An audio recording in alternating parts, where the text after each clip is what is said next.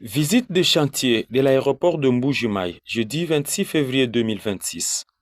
Elle était effectuée par le gouverneur du Kasaï oriental qu'accompagnaient plusieurs personnalités de la province.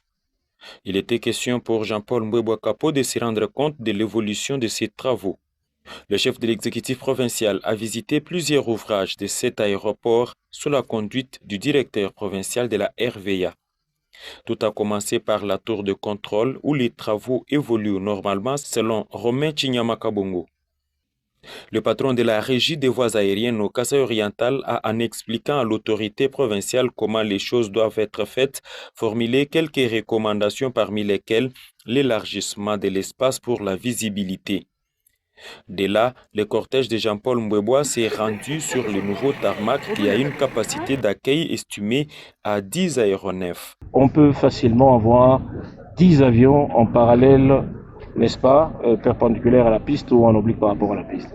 Mais si on n'a pas de service indigne, parce qu'on en manque, on ne sait pas pourquoi les opérateurs économiques hésitent à venir avec ça.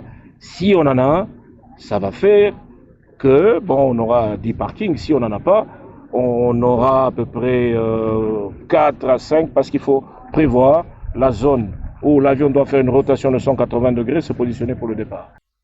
Le gouverneur a visité également la centrale électrique, un bâtiment dans lequel l'énergie est produite pour le fonctionnement normal de cet aéroport qui va débuter avec les vols internationaux d'ici là.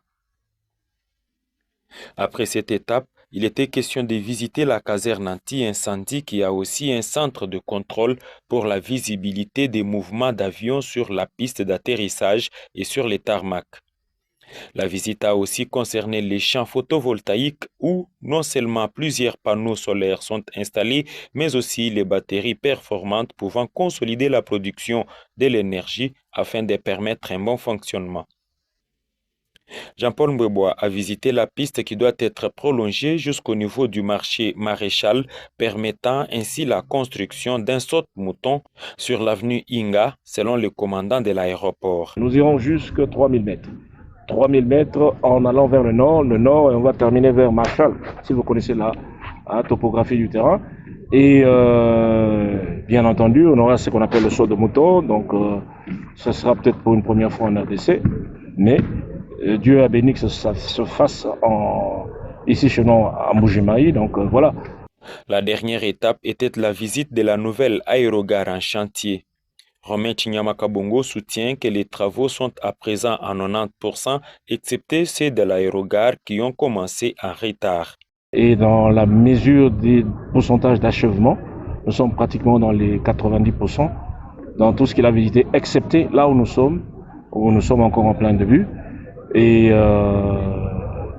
pour la partie qu'il a eu à voir initialement en dehors de l'aérogare, c'est ce qu'on appelle le projet du PPSA 2, qui est, n'est-ce pas, pour Mbuji-Mayi, qui comprend la tour de contrôle, la caserne anti-incendie, le nouveau tarmac, la centrale électrique, la piste, bien entendu avec les équipements de navigation et le champ solaire. Voilà.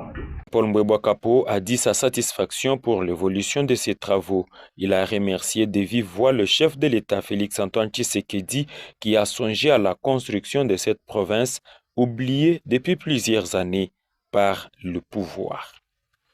Non, d'entrée de jeu, je commence par rendre hommage au chef de l'État qui, dans peu de temps, il a réalisé ce que les autres n'ont pas fait pendant plus de 50 ans.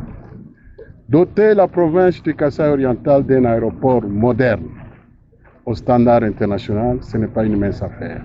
Il y a lieu de le féliciter.